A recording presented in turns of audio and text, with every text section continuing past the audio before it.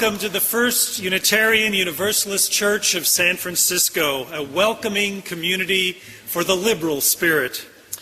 Are there any liberal spirits here today? I can't hear you. Are there any liberal spirits here today? Well, you've found the right place. My name is Greg Stewart, and I serve this congregation as its senior minister. In this religious community, we do not teach people what to think. Instead, we teach them how to think for themselves. For we believe that this present age needs more folk who can make up their own minds about what the evidence leads them to believe. So wherever you are on your spiritual journey, you are welcome here. With all of your doubts and all of your certainties, you are one of us. To all who are here this morning, or this afternoon, I say, welcome home. And now at this time, church member Dolores Perez Priam will introduce our distinguished guest. Dolores?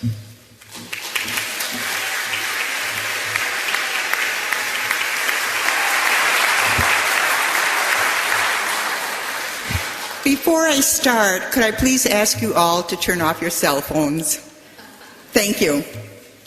I want to say a few words about our esteemed guest, Noam Chomsky, who we all respect and admire. When I asked Professor Chomsky to come to speak to us at the Unitarian Universalist Society on behalf of Unitarian Universalists for Peace, San Francisco, and the School of the Americas Watch, San Francisco, he only agreed to come because he wanted to talk directly to activists. And here we are, right?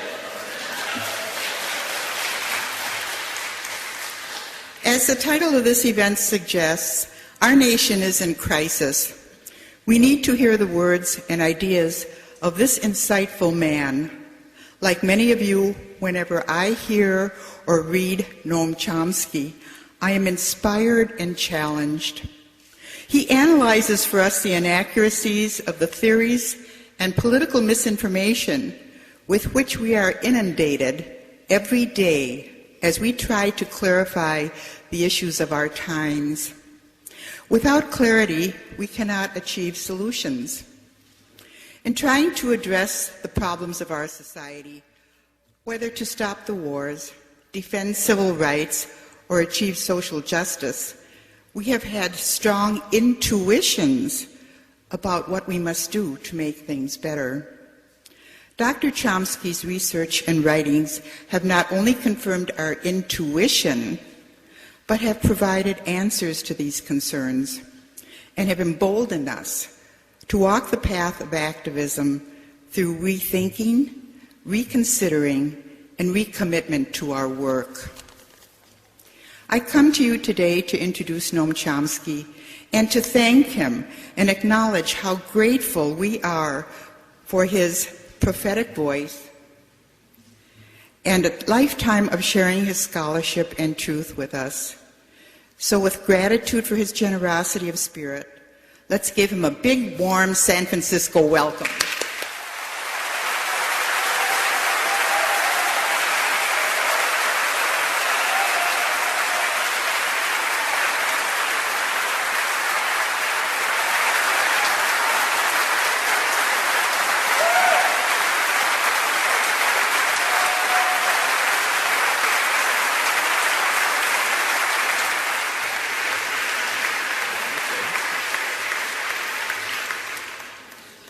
I guess I misread the program and thought that David was going to talk. Okay, well, I was asked to discuss three major crises. One, the two wars going on in the Middle East, Iraq, and what's now called AFPAC, Afghanistan, Pakistan. The second, crises in Latin America, and third, the economic crisis at home. Unfortunately, that doesn't exhaust the list, but I'll keep to those. The three speakers afterwards will go into these areas in more detail. I thought it would be useful for me just to open with a couple of words of background. Partly the reason for that is that policies have been stable for a very long time. I'll start with the Second World War, but it's just like today. The policies are pretty much fixed. Despite the huge changes in the world system, the policies remain the same, adapted to new circumstances. Pretty much bipartisan. Sometimes one of the parties goes off the edge, the way George W. Bush did, gets bitterly attacked even in the mainstream. He's went off to a kind of radical extremism that harmed the interests of the main policy, sources of policy, which is mostly in the private economy. It was harming them, so you pull it back, now back in the mainstream again. But the basic concepts and thinking are very stable. And it's important to understand that. And they're stable because they're based in institutions, and the institutions are stable. So things change, but power continues to reside in pretty much the same sectors. And they're thinking about the world and plans about how to deal with the world correspondingly are pretty much invariant. So go back to World War II and just think about foreign policy. During World War II, from 1939 to 1945, there were high-level meetings of high officials of the Roosevelt administration, State Department, planners, and others from the Council on Foreign Relations, the main extra-governmental input into foreign policy. And they took for granted from 1939 that the war was going to end with the U.S. in a dominant position in the world. The U.S. was going to replace Britain as the world dominant power. The only question is how dominant. And they developed a concept which they called the Grand Area. The Grand Area was going to be a region where the United States, I'll quote some of the phrases, would hold unquestioned power with military and economic supremacy throughout the Grand Area, and would act to ensure the limitation of any exercise of sovereignty by any state that might interfere with its global designs. Well, that's the Bush Doctrine from 2002, which caused such anger and fury. Pretty much the same. And it's been, I won't go through the record, but it's been pretty much the same from 1939 till today. Before the World War, the United States was the richest country in the world by far, but it wasn't really a major player in the world. It was in the hemisphere, to an extent in the Pacific. It had entered the Middle East, sort of horned its way into the Middle East, but still Britain was the major player, though not the richest one. Well, they knew that was going to change. So what would the Grand Area be?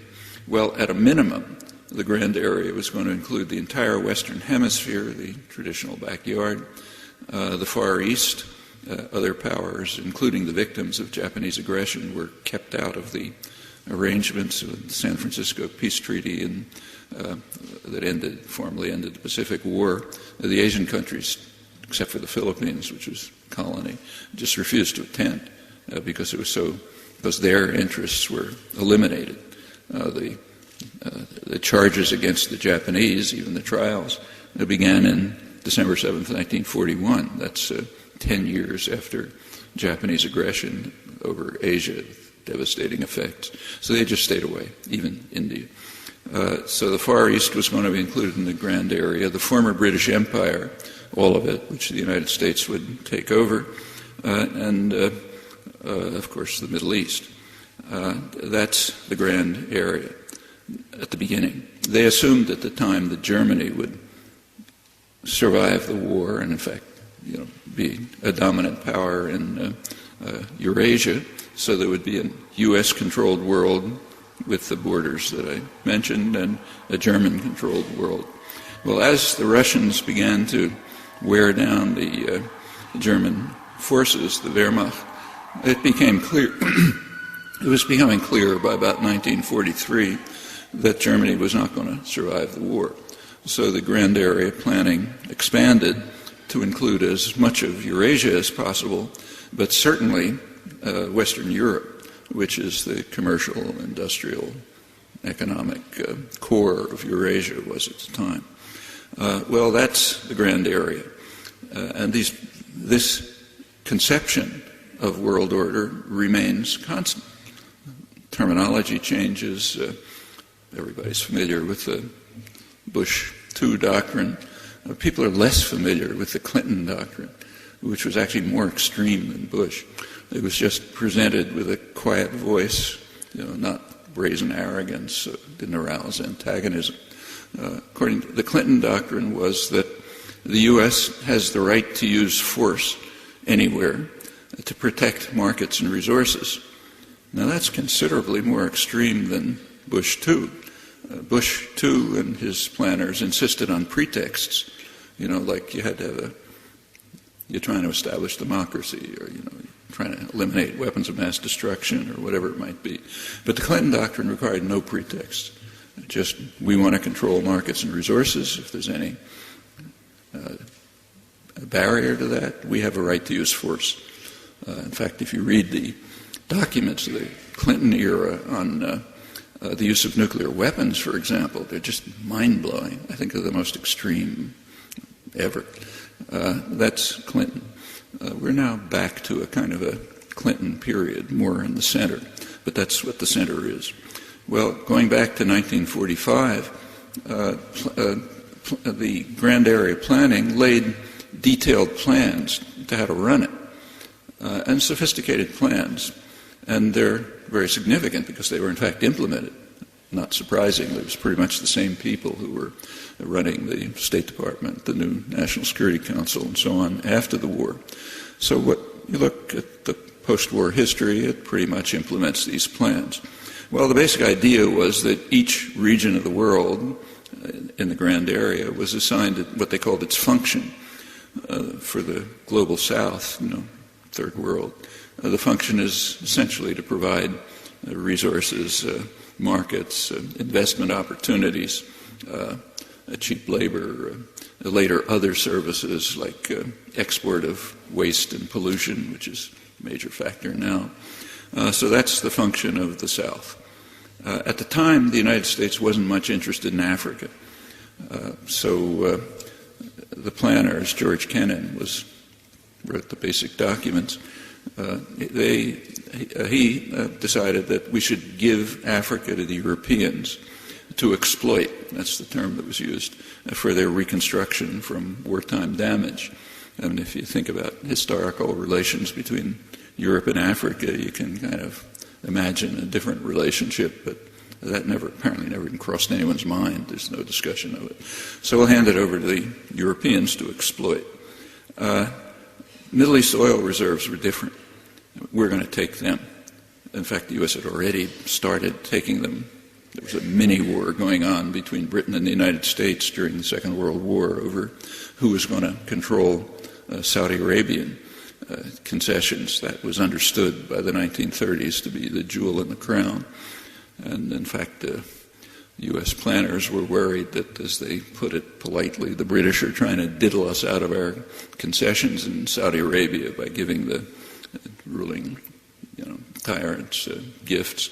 So therefore, Roosevelt was convinced to declare Saudi Arabia to be, its newly created Saudi Arabia, to be a democratic state helping in the struggle against fascism.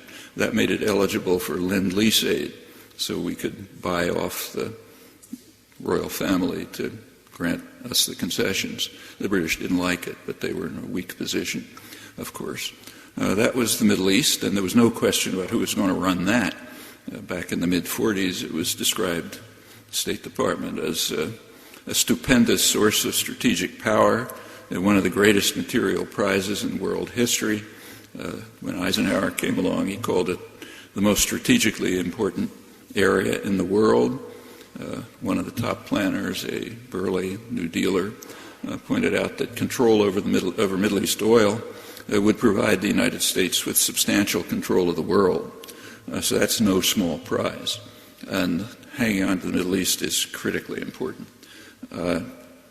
That's basically the background of the wars going on in Iraq and AfPak.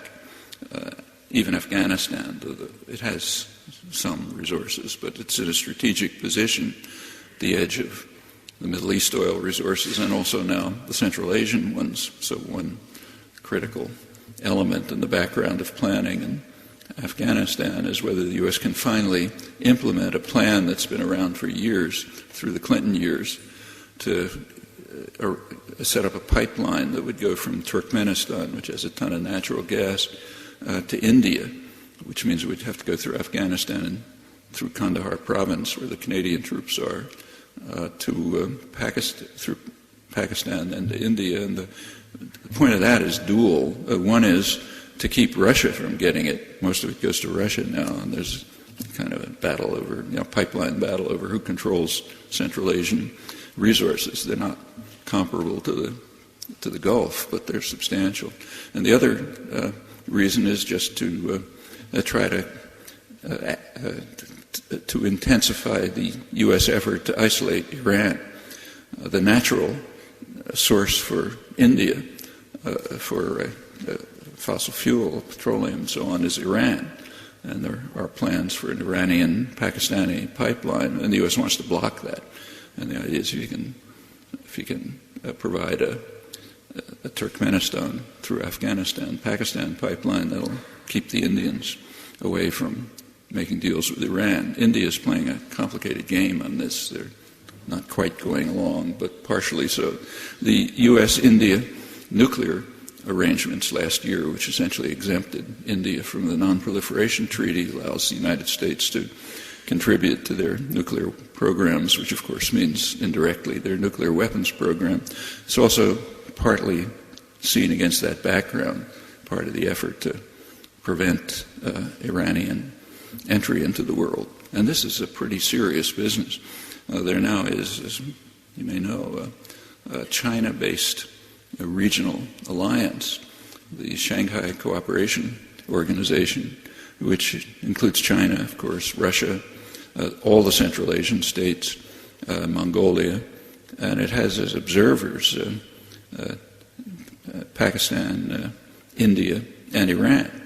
The United States asked for observer status and was turned down, so it doesn't have observer status. And they've already passed resolutions calling for ending of all U.S. bases in Central Asia. There's a lot of jockeying about that. And they're also making moves, especially China, towards the Middle East, the real investments in Saudi Arabia and so on. And that's really threatening because that's, remember, the most strategically important part of the world, mainly Saudi Arabia. And if you control that, you can control the world. So there's a lot at stake. What's in the background of Afghanistan and Iraq is not slight. I mean, Iraq itself has probably the second largest oil reserves in the world. Well, you'll hear more about that later. Let's turn quickly to Latin America. In Latin America, the internal documents, which have since been released, make this planning extremely clear. It's back around 1950. They identify the primary threat to U.S. interests in Latin America as radical and nationalistic regimes that appeal to the masses of the population and seek to satisfy the popular demand for immediate improvement in the low living standards of the masses and development for domestic needs. I mean, if this kind of stuff sounds like it's coming out of a Maoist pamphlet, it's not surprising. The business classes are dedicated Marxists, vulgar Marxists, just the values are inverted. And they are always talking about the masses and this and that and what we have to do to control them. So the rhetoric is kind of like Maoist pamphlets, just different values. not so different sometimes. Well, the radical and nationalist regimes that appeal to the masses of the population, they want development for domestic needs. Those tendencies conflict. I'm still reading National Security Council, conflict with demand for a political and economic climate conducive to private investment, which means, of course, U.S. investment, and with adequate repatriation of profits and protection of our raw materials. That's George Kennan again. They're our raw materials by accident. They happen to be somewhere else, but we've got to protect them. And Kennan, in fact, who's considered a kind of at the humanist fringe of planning, was very much in favor of supporting police states and violent repression to ensure the protection of our resources and our interests in Latin America. This conception is not just applied to Latin America. The United States is a global power, so you find the same thinking all over the world.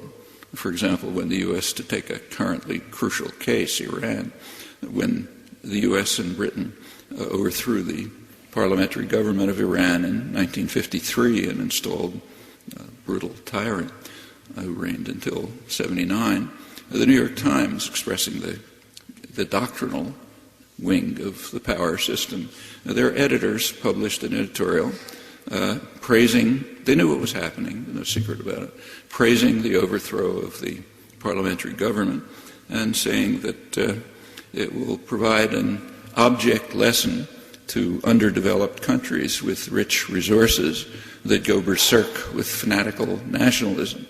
Now they'll see what happens to them if they try to take our resources. They were thinking of trying to nationalize our resources there. So this was a good thing, and installing the Shah was fine. They said it's going to be more troubles like this elsewhere, but maybe sensible leaders will understand the penalty they pay if they try to interfere with grand area planning, our military and economic supremacy and access to the resources and raw materials and markets which are ours by right. That's why you never get any criticism of anything in the doctrinal system.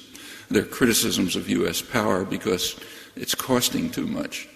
So like, say, Obama, he's considered a principled critic of the Iraq War. His criticism, if you look back, was that it was a strategic blunder. It's costing too much, not going to work, and so on. In fact, what he said was pretty much what you could read in Pravda in 1985 when the Russians had invaded Afghanistan.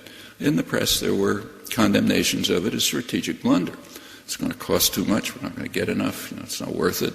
In fact, if we had records, I'm sure you could have heard it in discussions of the German General Staff after Stalingrad, when they recognized that a two-front war was a strategic blunder. Should have knocked out England and then gone after Russia. So there is criticism of strategic blunders and errors and failures of that kind, but that's about the limit. And anywhere in the doctrinal system, maybe way out at the fringes, something else, but it's very constant. Vietnam War is a perfect example, no time.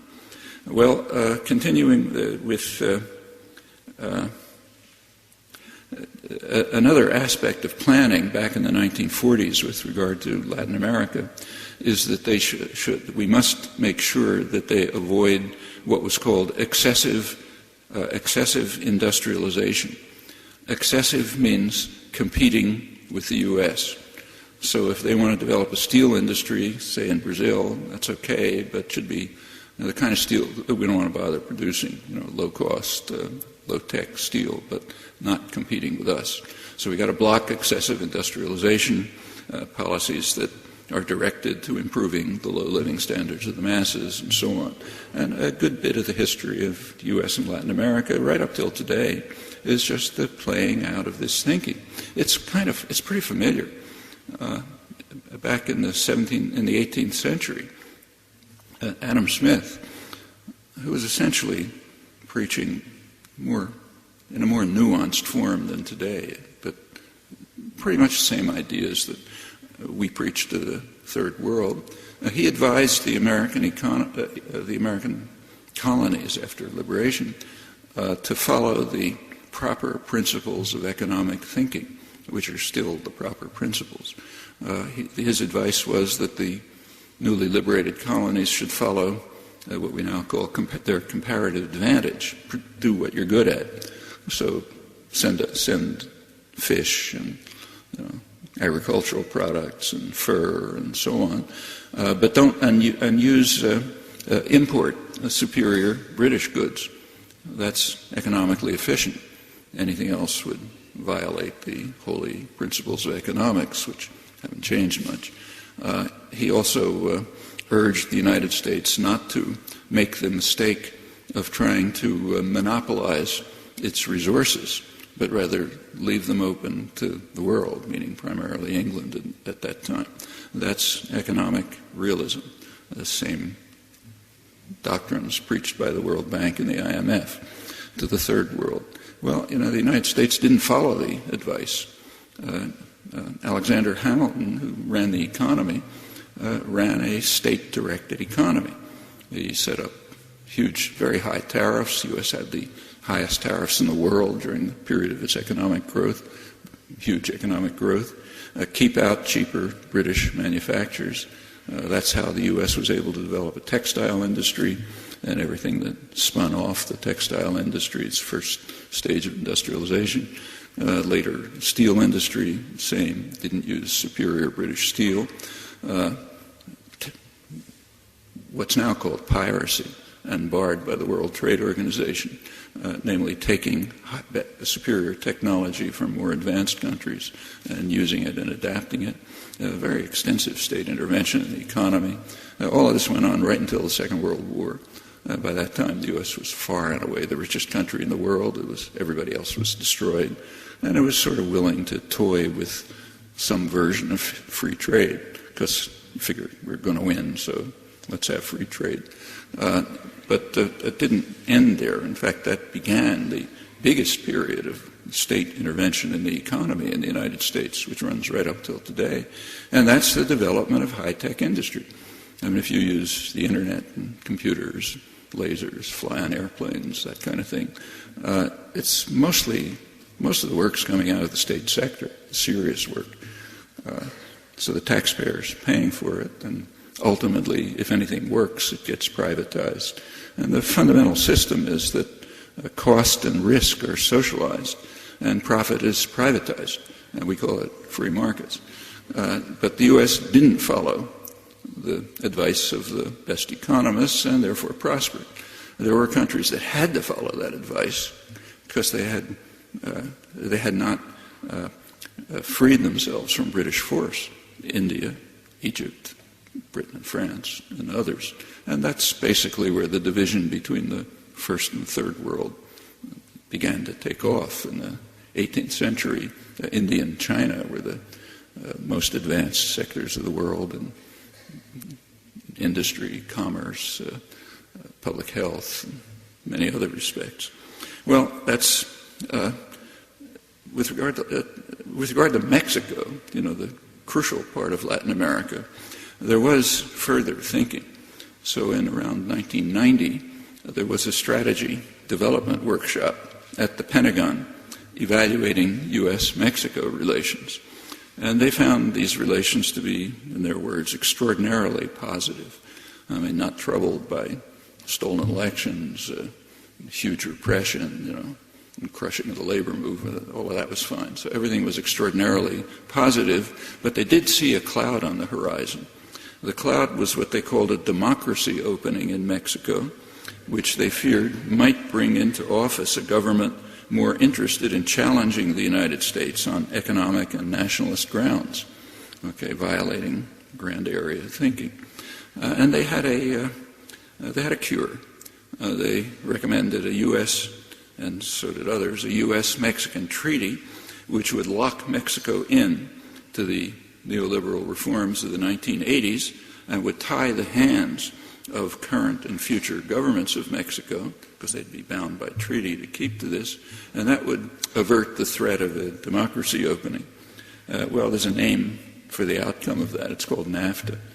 That's basically what it is. Other things too, but that's the core purpose, and that was understood. The same year that Clinton introduced, rammed NAFTA through into implementation over the opposition of the American population, incidentally. But that same year, 1994, Clinton also began to militarize the Mexican-U.S. border. It had been an open border.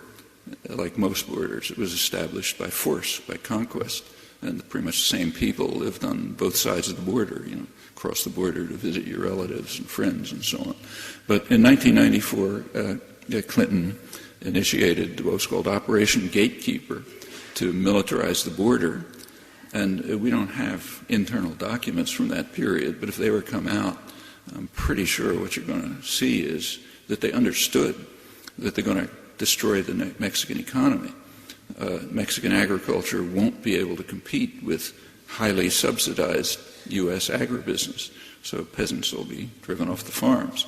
U.S. businesses won't be able to compete with U.S.-based multinationals, which under NAFTA have to have the rights of persons, of people, rights of Mexicans, national treatment it's called.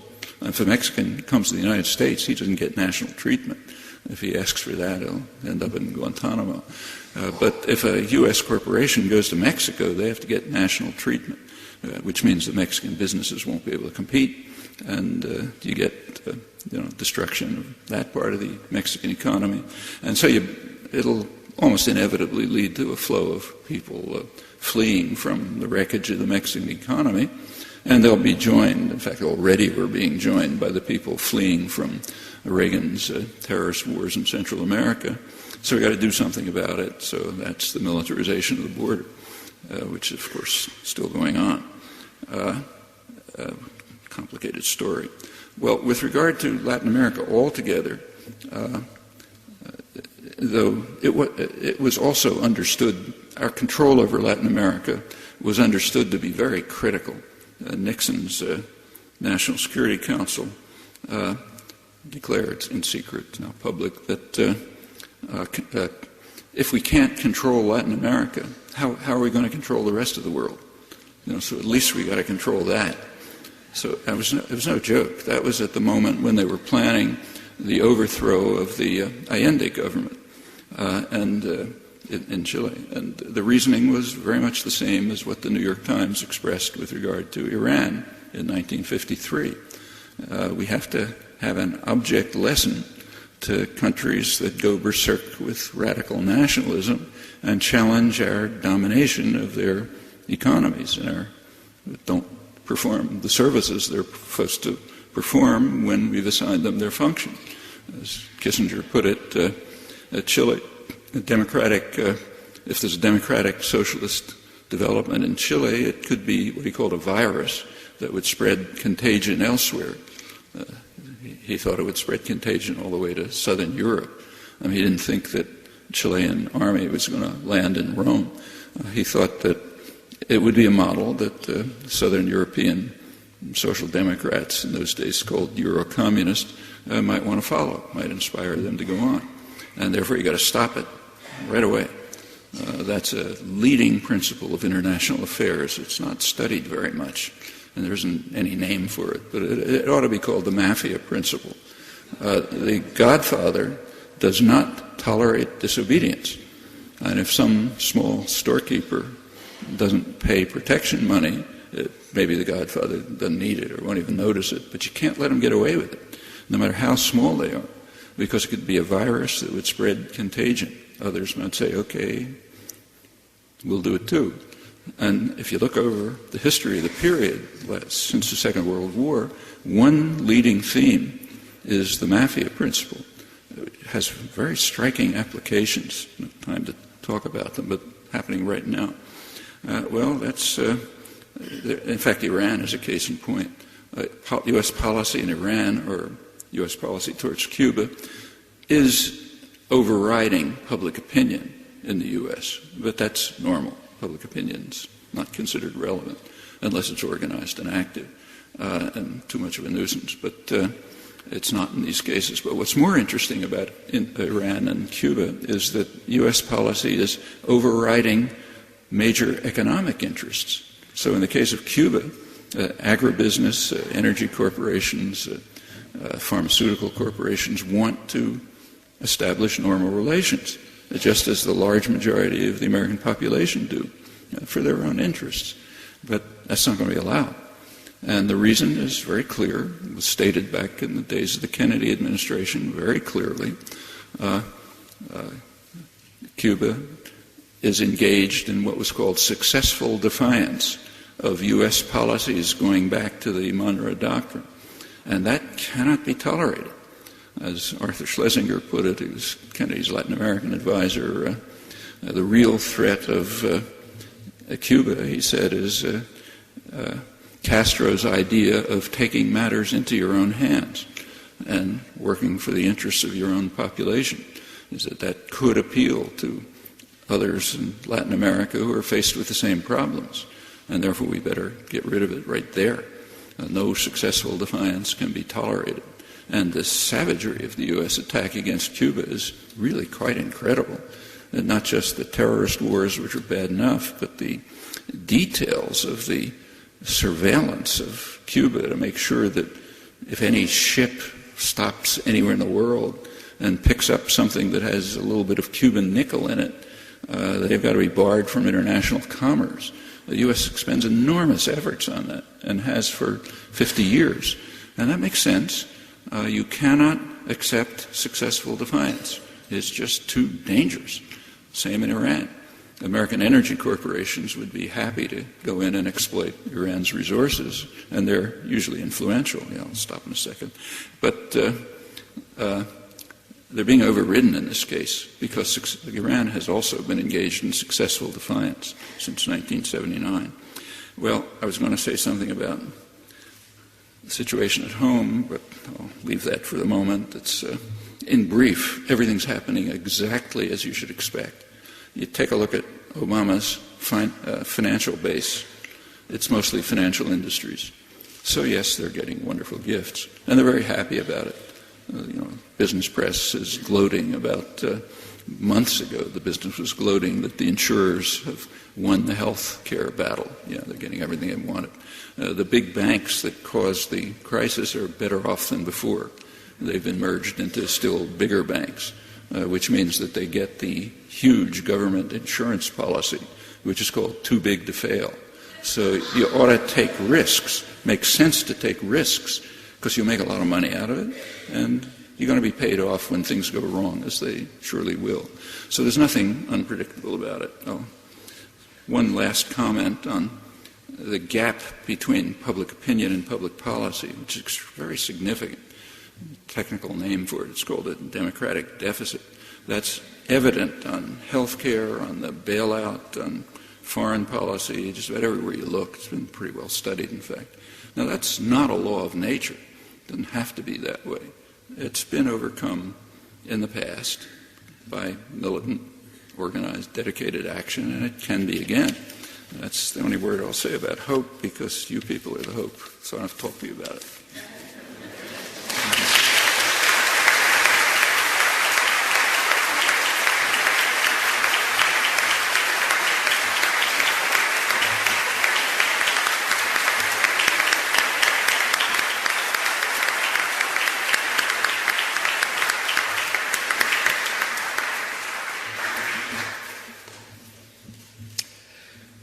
Well, buenos días a todos y todos. Afternoon. First of all, thank you again, Dr. Chomsky, for an incredibly enlightening lecture and something to think about for a long time. My name is David Bacon. I'm going to moderate the rest of this panel here today. And this is intended to be a dialogue between Dr. Chomsky and activists or people who are active in our local community here.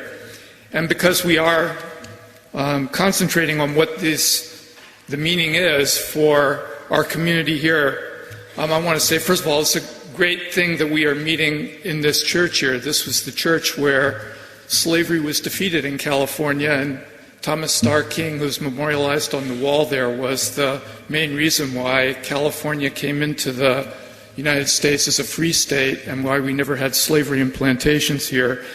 Right across the street is the International Longshore and Warehouse Union, and it was the general strike here in San Francisco that made our community and the politics of our community so much of what it is today. So this is a good place for us to meet and to talk about all of this. What we are going to do today is we're going to have 3 separate presentations, short presentations, and then we're going to ask Dr. Chomsky to respond to them, and I think that by that time we're going to have to dog this one off because our time will have run out. So to begin with, I want to introduce our first presenter, Antonia Juhas. Antonia and I share an interest in Iraq and the oil in Iraq, and I think we owe her a great debt of gratitude because we've all said all the way along that the war in Iraq was a war for oil, but it was Antonia that really put that into the media and into the national political discourse here. She wrote 2 books, one of them about oil itself, The Tyranny of Oil, and also The Bush Agenda, Invading the World One Economy at a Time. She's an associate fellow for the Institute for Policy Studies and currently is the director of the Freedom from Oil campaign at Global Exchange here and a policy analyst with Foreign Policy in Focus. Her bio notes that she was arrested multiple times. In fact, I think all of us have been arrested multiple times, and maybe we should announce how many times and see who comes out the winner here. In any case, Antonia? Thank you.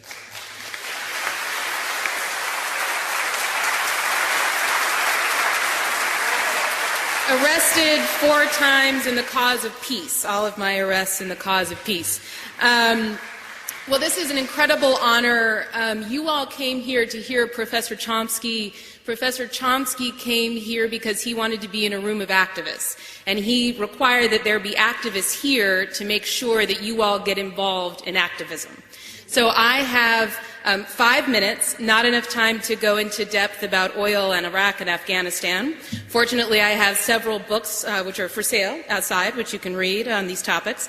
But I am going to spend my time making sure that I fulfill this promise, which is making sure that you all hear the hope that was at the end of Professor Chomsky's presentation.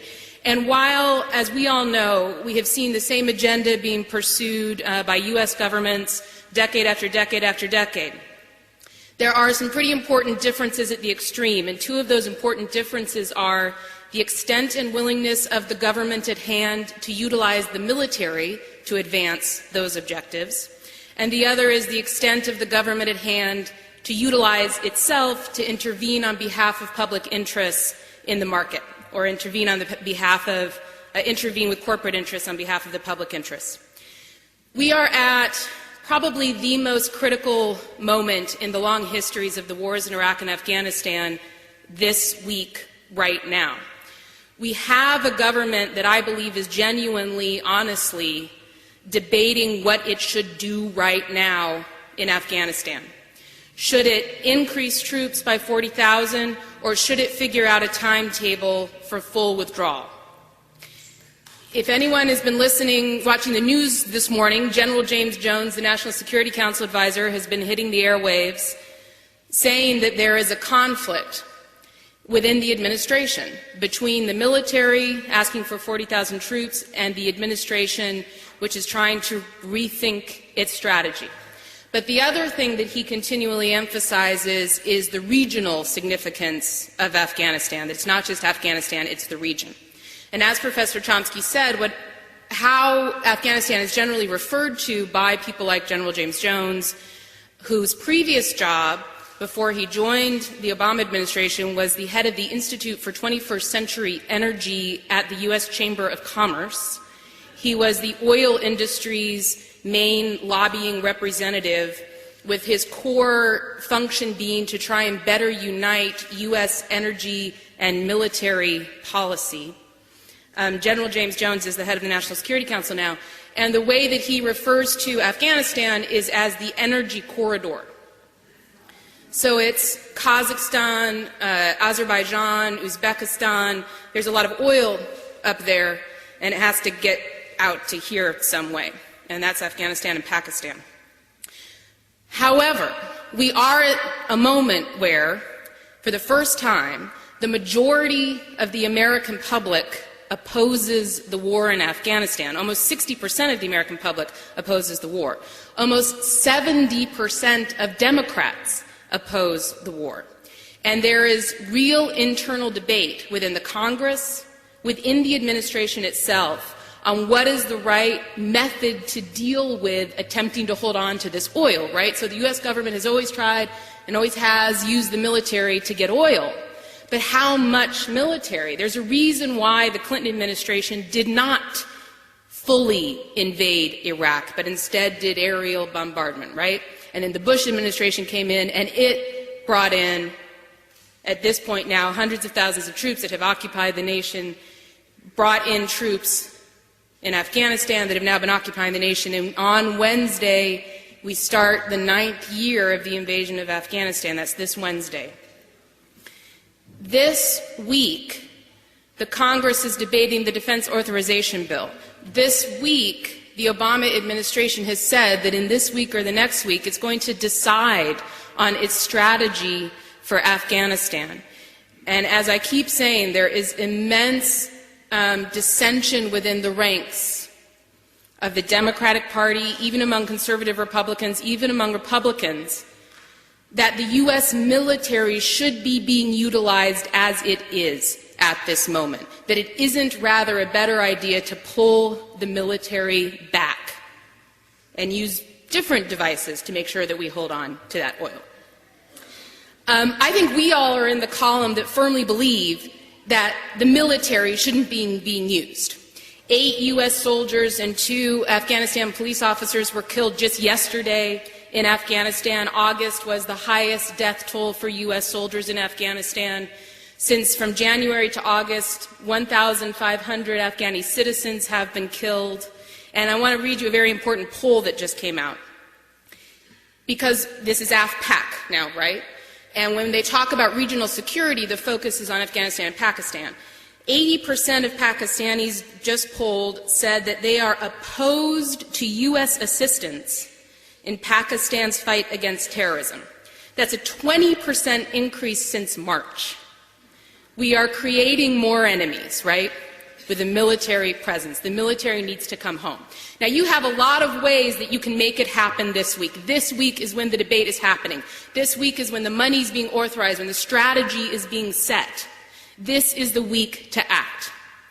So on Monday, there are protests happening at Lockheed Martin's facility in Sunnyvale, targeting the military contractors, beneficiaries. On Wednesday, there are vigils being held. On Saturday, the 17th, there's a rally protest that starts at Civic Center. But in between, what you need to do during this week is this is the week where it really matters, where you need to call your elected officials. You need to contact the Obama administration, because believe me, the other side is. So what has happened in the shift in administrations, moving from essentially an oil administration to essentially a finance administration, is that the oil lobby has dramatically increased its financial presence, its lobbying presence on Capitol Hill with Congress and with the Obama administration. It's never spent more money on lobbying than it's spent in the just so far this year, and the year isn't even over. Believe me, they're hearing from the other guys. They need to hear from you this week. You need to make a call. You need to write a letter. You need to participate in a protest. You need to stand up in a vigil. You need to contact all the amazing activist organizations that are dripping from the banisters in a city like San Francisco. And you need to do it this week. And we also have an amazing, great local target. The Chevron Corporation. My actual title isn't the head of the Freedom from Oil campaign, it's the head of the Chevron program. I stopped writing so that I could target Chevron. They're the 5th largest corporation in the world, the largest corporation in California. They have been and continue to be one of the key drivers in trying to gain access to Iraq's oil. And guess where they have great big oil operations? Kazakhstan. Guess the only way to get the oil out of Kazakhstan, through Afghanistan. This is a great key corporate target that we can all focus on. The Mobilization for Climate Justice is a local network organizing actions October 24th, November 30th. Lots of targets, including the Chevron Corporation. So come to our table at Global Exchange. Show Professor Chomsky that activists live here and that you're going to take action when you leave this room. Thank you very much.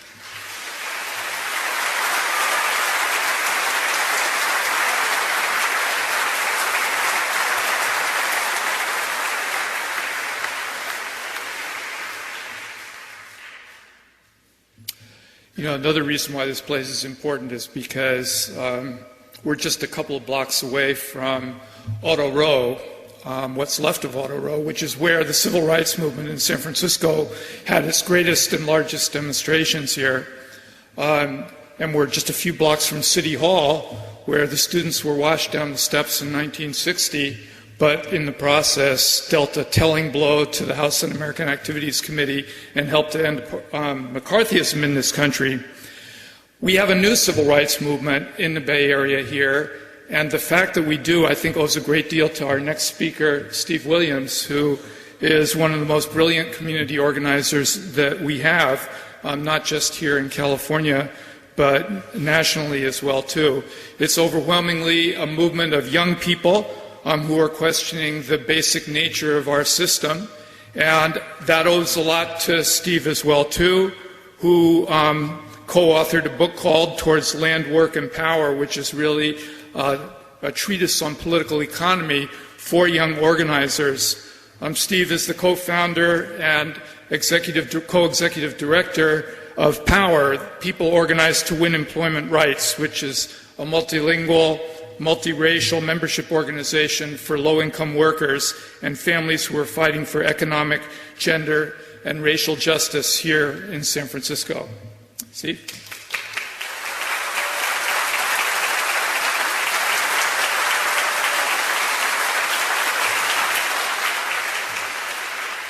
So I've been arrested 7 times, mostly in the cause of peace and justice.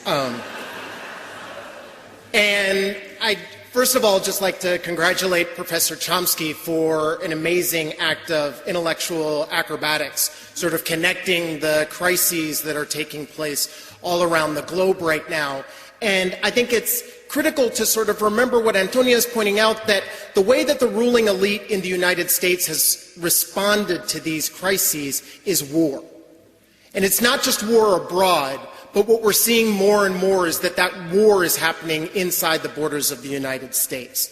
So we already know that the unemployment rates have gone up and up, right? So the unemployment rates in the United States are almost 10%, and that's officially, right, in the country abroad. In the African American community, it's more than 15%. In the Latino community, it's more than 13%. Those are just the official numbers. When we look at those people who are out of the system, or those people who are just piecing together one small part-time job with another small part-time job, the number grows to about 30 million people, larger than the whole population of Canada. Right? And then when we include those 30 million people plus the 45, 46 million people without health insurance in this country, when we look at the rates of housing foreclosures that continue to escalate while financial institutions get trillions of dollars, we understand more and more that the war is happening inside the United States in a different form, with different tools, but happening in a very aggressive way. Now, oftentimes, those of us here in San Francisco like to think, well, we march against the war, we hate most of the stuff that's happening on Wall Street, so we've created a bubble. We've created a sanctuary here in San Francisco, but it's important that we understand that San Francisco is engaged in that war at home as well. Under the leadership of Gavin Newsom, San Francisco has continued the neoliberal policies of attacking low-income and working people in this city. As the city faces tens of billions of dollars in deficit this year, the city has made a deliberate attempt to try to make up some of that deficit by stealing money. I said stealing money from undocumented immigrants. The San Francisco Police Department has been directed to stop anybody who's Latino, see whether they have a driver's license. If they don't have a driver's license, to impound their car. Unlike when we get our cars impounded, undocumented immigrants aren't allowed to get their cars for at least a week. And as a consequence, just to get their cars in order to be able to go do the work, cleaning houses, preparing food, raising people's kids, undocumented immigrants have to pay at least $5,000 to be able to get their car back. The Women of Power have begun an organizing project targeting the San Francisco Police Department and targeting the auto company to stop the racial profiling that's happening in San Francisco right now.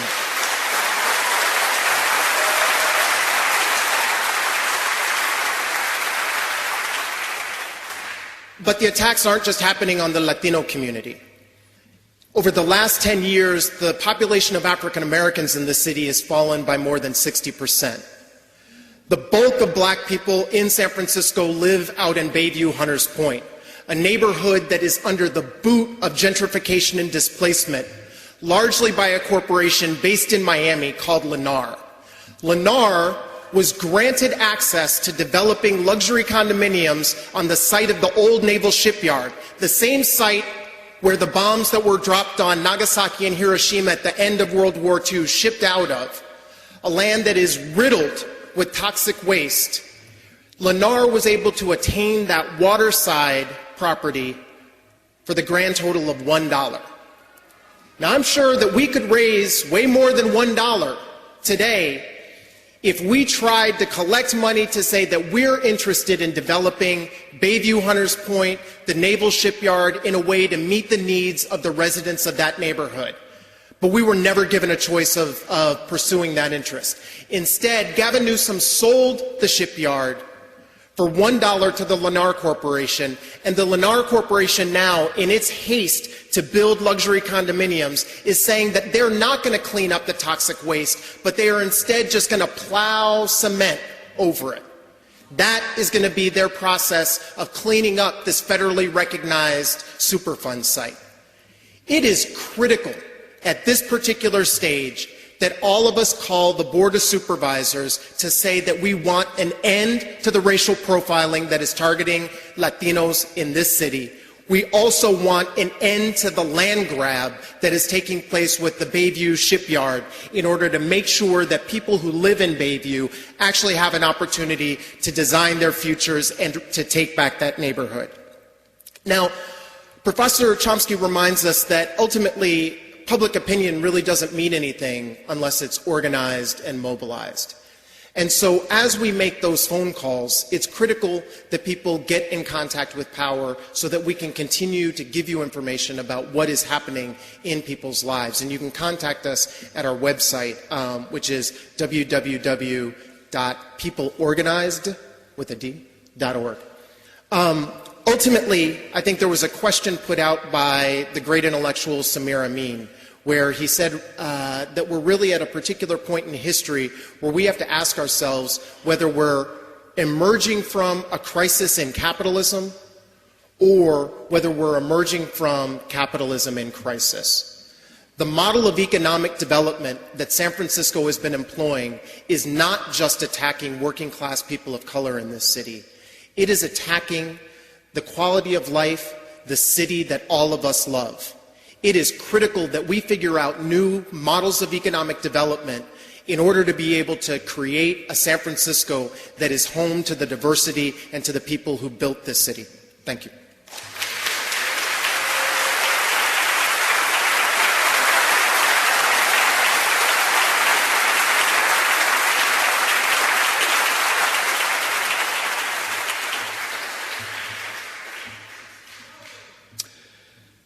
Well, now it's my turn. I was a union organizer for about 25 years before I started writing and taking pictures for a living, so I still sort of see the world in kind of class, working class terms, and in terms of kind of what the effect is on working people of the broad issues that we're talking about here. And so that's where I want to start, is looking at how the operation of the global system that Dr. Chomsky described, what its impact is on working people, on the grassroots of people around the world. And maybe we could start by looking at Colombia, because we're going to have a free trade agreement with Colombia in Congress next year, and we ought to understand how people in Colombia look at it and what the impact on them it's going to be. Colombia is already a country that's full of refugees, partly because there's been a civil war for the last quarter century there, partly because paramilitaries are killing social activists and trade unionists. 100 trade unionists die every year in Colombia. 3,800 trade unionists have died in Colombia since 1986, partly because Colombia has been under pressure for decades from the International Monetary Fund and the World Bank to cut its public sector budget, which in turn causes mass terminations. This January, 42,000 state agency workers alone. The money that Colombia's government saves by cutting social services and people's jobs then gets turned over to foreign banks and lending institutions in order to make Colombia more attractive to foreign investors. The head of the Human Rights Department of the Colombian Union Federation, Edgar Paez, says that even Plan Colombia, the so-called U.S. drug war in Colombia, is really a pretext for protecting transnational investors. He says this creates a much more favorable environment for the exploitation of our natural resources and our labor force, and it also provides support for the implementation of a U.S.-Colombia free trade agreement. A free trade agreement with Colombia essentially is going to recreate the experience of the increased U.S. penetration of Mexico that we saw under NAFTA, or the penetration of Central America under CAFTA, politically, economically, even militarily. What did we see with NAFTA in Mexico? The privatization of foreign corporations, the destruction of people's unions, the mass layoffs of workers. Mexico used as a dumping ground for U.S. agricultural products by some of the largest corporations in the world, subsidized by our farm bill, while at the same time Mexico had to cut its subsidies for its small farmers. A 40% poverty rate, this is the government of Mexico that says this, no program for increasing employment there. So when you ask what is the consequence of a free trade agreement with Colombia going to be, well, what was the consequence of CAFTA and NAFTA before it? What was the consequence of all of these economic reforms? And the main effect it had on working people was it produced displaced people. In fact, displacement is the most important product of these economic policies wherever they're implemented. In the time that NAFTA's been in effect from 1994 to now, 6 million people from Mexico have come to live here in the United States. And year before last, they sent back home $26 billion, which essentially takes the place of the social investment that the Mexican government would ordinarily be responsible for making in its own country. This produces a crisis for working people. That's what the uprising in Oaxaca was all about, that there's no alternative to people other than leaving home and going somewhere else, looking for work and survival. So these trade agreements, they don't stop the flow of migrants, they produce it. And then our immigration policies and laws regulate it. In fact, displacement and migration, they're not some kind of byproduct of trade agreements or this economic system, because our economic system here in the United States is dependent on the labor that this displacement produces. But increasingly, that labor is now being criminalized. We saw all the big raids that the Bush administration had in meatpacking plants in the last couple of years. Now we see mass firings like the 1,800 people at American Apparel in Los Angeles who are losing their jobs. This is the Obama administration's immigration policy. So our Congress and the administration aren't trying to stop migration, because nothing can. It's not really about keeping people from crossing the border at all. It's really about making workers vulnerable and unequal, because inequality means lower wages and higher profits for employers. And if you think I'm just blowing smoke, this is the Council on Foreign Relations, which says that the purpose of our immigration reforms should be to reform the legal system so that it operates more efficiently, responds more accurately to labor market needs, and enhances U.S. competitiveness. As a trade unionist, whenever you hear competitiveness, U.S. competitiveness, employers' competitiveness, you know what that means. It means people losing their jobs. It means low wages. So I want to end by asking some questions here, really. Can we really have a movement of solidarity between the people in our country, people like you, like me, ourselves here sitting in this room, with people in Colombia or in Mexico or in Central America that doesn't tackle the basic corporate program on trade and displacement and investment?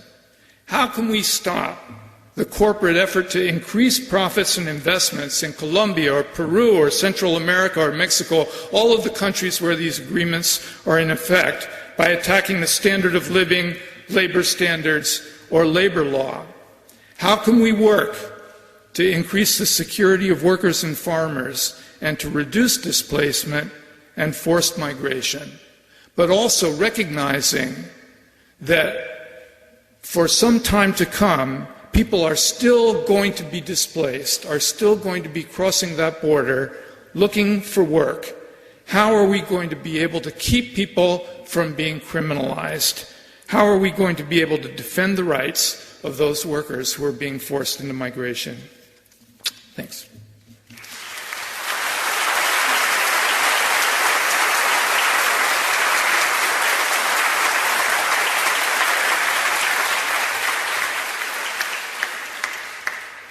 So I think now we're going to give Professor Chomsky a chance to respond to the questions that were raised by our speakers here.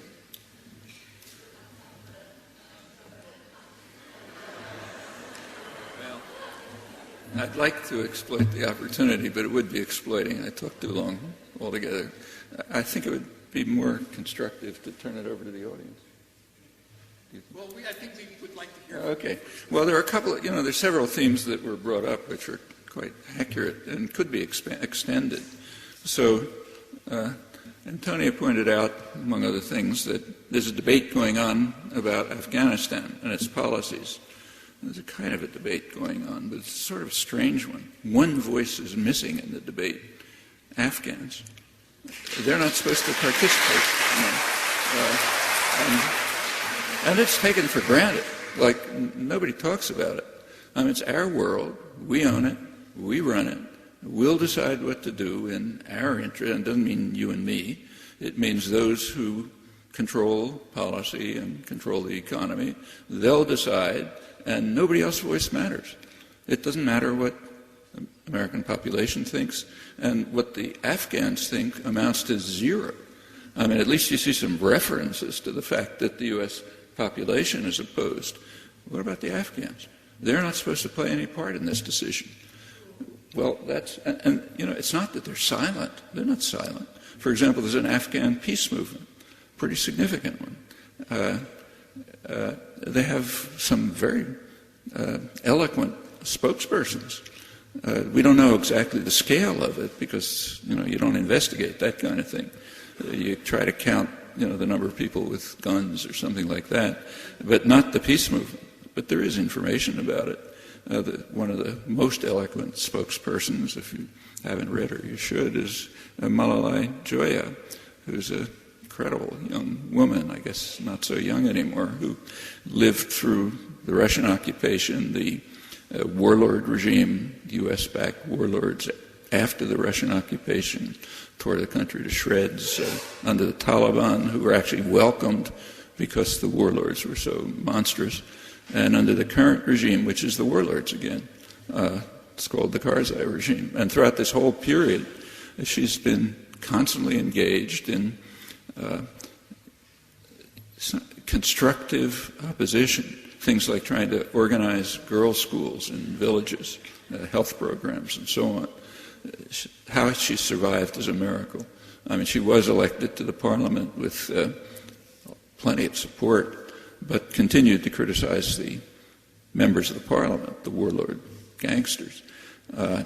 And she was thrown out of the parliament. She's living underground, heavy protection. But she has a voice. She has a book that just came out a while ago, which is very eloquent. She sometimes speaks. She may be speaking here. But her basic point is the same as that of the Afghan peace movement. What she says is, look, we're perfectly happy to have an invasion from the West, an invasion of schools, hospitals, development. Should be, she doesn't say it, but we should. An invasion of reparations for the crimes we've committed against them. That's a fine invasion, but we don't want an invasion of guns and tanks. That's only going to recreate the horrors. Now we live under the threat of the Taliban, the warlords, the NATO forces, and that's what we want to get rid of. We'll work things out for ourselves somehow. Well, that voice, again, we don't really know how broad it is, but it seems to be significant, and it's silenced. It's silenced because we allow it to be silenced. It shouldn't be. The kind of debate that's going on in Washington should not be permitted to take place. It doesn't matter what your view is, because it's not up to us or Washington to decide what ought to be done in Afghanistan. Invaders have no rights. They only have responsibilities, and that should be understood. Well, that's a voice that's missing. Steve said something actually David in his opening remarks mentioned something quite relevant, which Steve and then David later picked up. He pointed out that the church was at the forefront of eliminating slavery in the United States. But slavery wasn't eliminated in the United States. We know that some amendments were passed during the Second World War, Civil War, but they were never implemented. I mean, they were briefly. There was a period of about 10 years, Reconstruction, when there was sort of semi-freedom, limited freedom for black slaves. It ended in 1877 with a compact between the parties, in the North and the South. And what happened after that was criminalizing black life. Exactly what both of you talked about. Criminalizing the life of the poor, which meant blacks. And it was done, and now it's done by charges of having a joint in your pocket or something, or some other thing. Then it was done by vagrancy or talking too loudly when a white woman is around or some other charge. But effectively, black life was criminalized.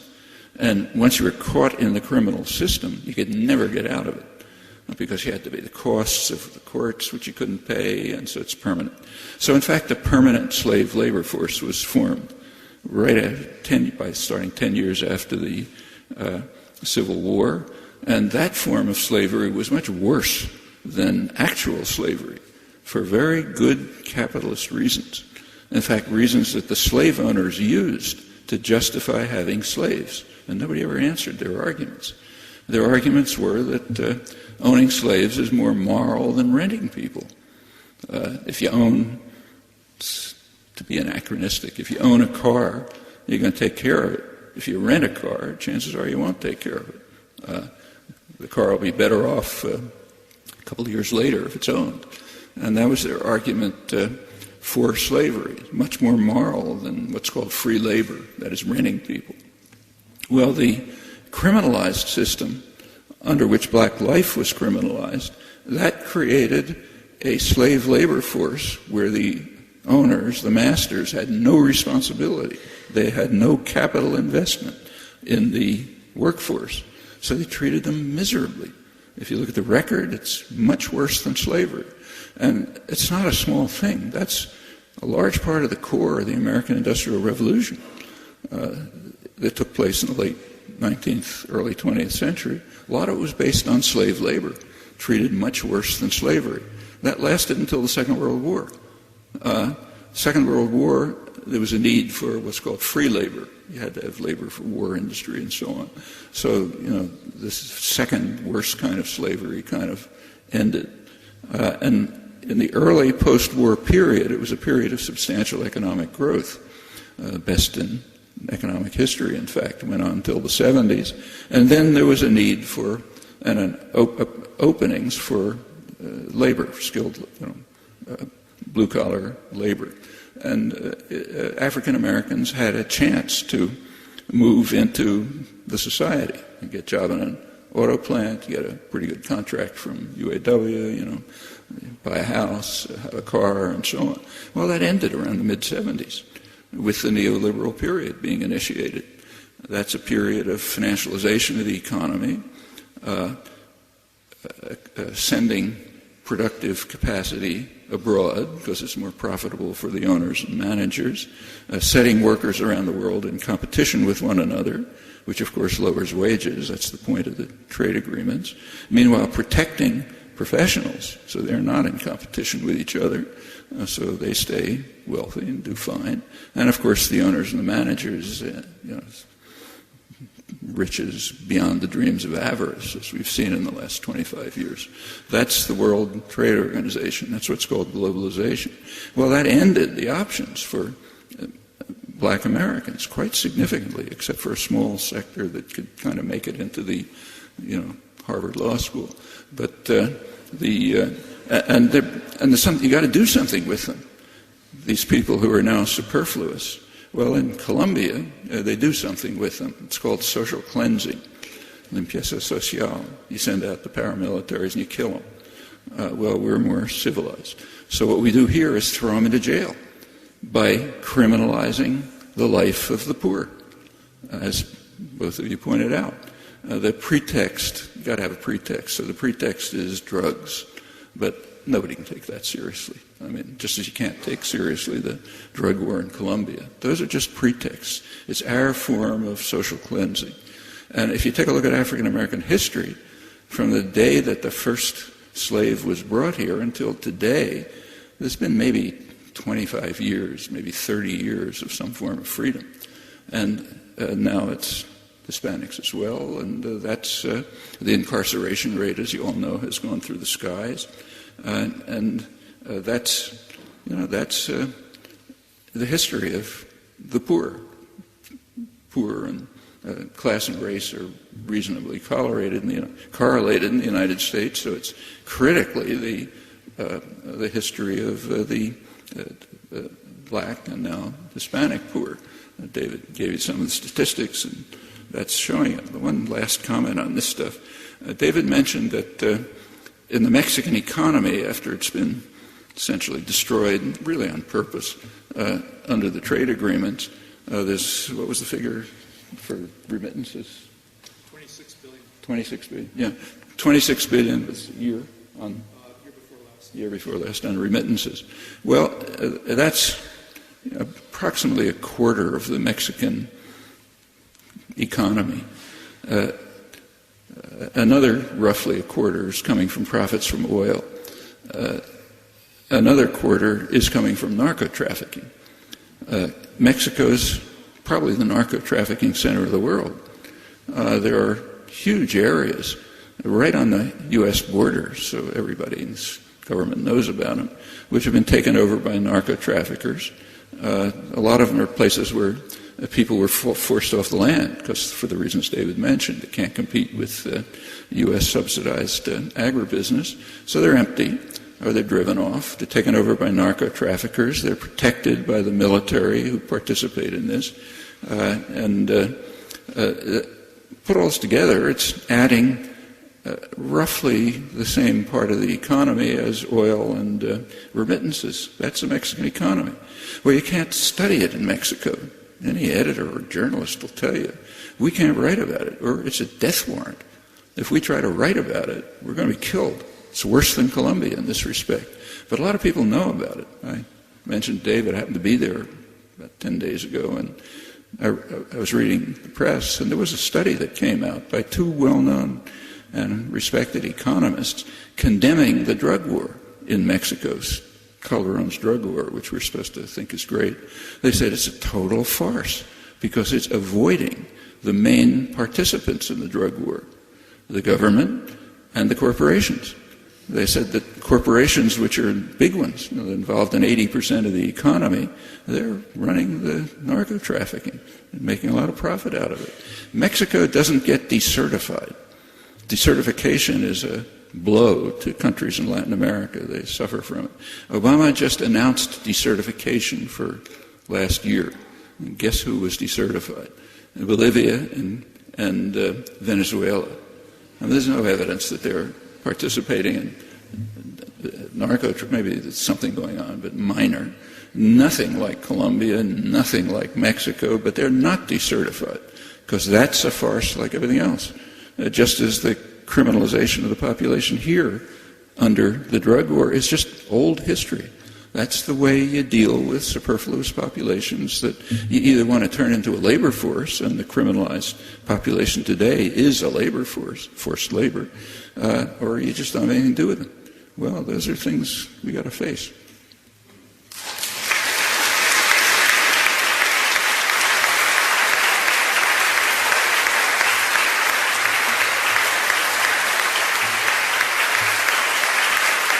Well, I'm afraid that Professor Chomsky has to catch an airplane. We were told to make sure that he is able to leave in time to get to the airport. So we don't have time for more than this. I know that we would all like to go on for another hour or two, both listening to Professor Chomsky and hearing what you all have to say, and I'm sorry we can't do that today.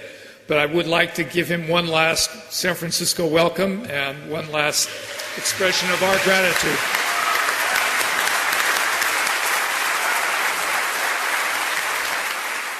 You've been listening to a special program featuring renowned linguist, social justice activist, author, and lecturer Noam Chomsky, speaking at the First Unitarian Universalist Society in San Francisco, California on October 4th, 2009. The title of the program is Crisis and Hope in the Age of Obama. Also speaking were the policy analyst and author Antonia Juhas, community organizer and author Steve Williams, and labor journalist David Bacon. Introducing the program were Greg Stewart, senior minister at the First Unitarian Universalist Society of San Francisco, and Dolores Perez Priam, event organizer and activist, also of the First Unitarian Universalist Society. To find out more about the speakers and the topics discussed during this program, please visit the following websites: the First Unitarian Universalist Society of San Francisco at uusf.org, People Organized to Win Employment Rights at peopleorganized.org, Antonia Juhas's website at tyranny-of-oil.org, David Bacon's website at dbacon.igc.org, and the Noam Chomsky website at chomsky.info. PDX Media Productions would like to thank Dolores Perez Priam and Jonathan Silk for their invaluable assistance in producing this program. This program was produced by PDX Justice Media Productions of Portland, Oregon.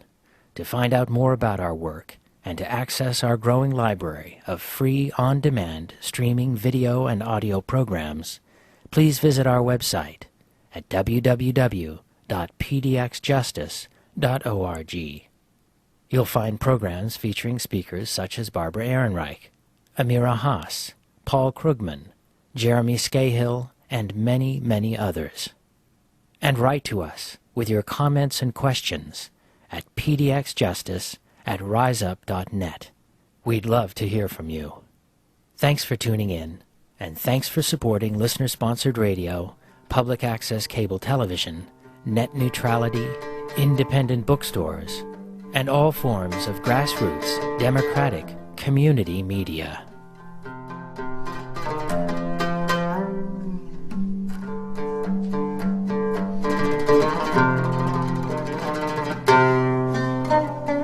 Thank you.